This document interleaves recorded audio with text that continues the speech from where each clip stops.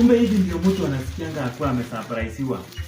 For the first time maisha yangu ndio nimesurpriseiwa.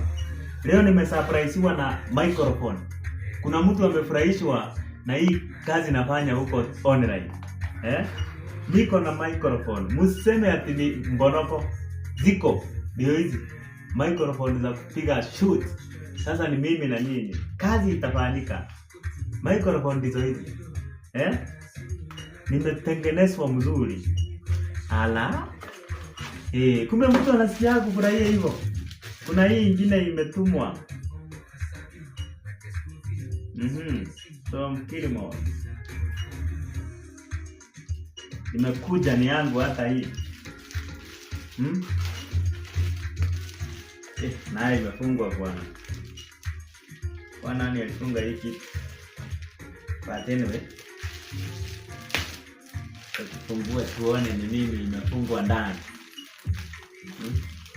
Kwanza tulijua ni microphone. Sasa hii ndio tunashangaa.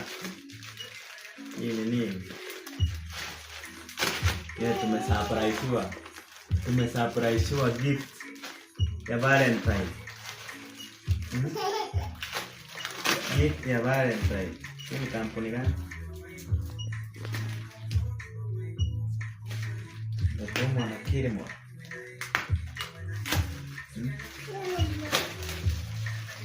Acha tujue hii gift ni gani.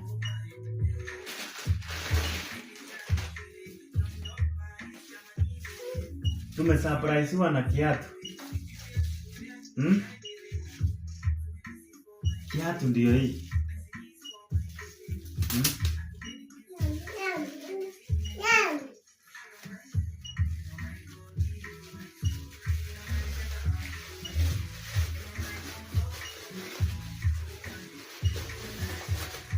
Kiatu ndio hii. Kiatu ndio hii. Kiatu smart. Mzigo ndio hii. Hii ni ya Valentine.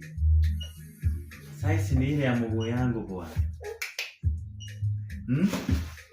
Ndio haikuwa Ramadhani. Nyinyi mkinunuliwa maua, mimi nimeamua nimenunuliwa kiatu ndio niweze kutembea mzuri kwa hii maisha. Thank you for the gift. Shukran kabisa.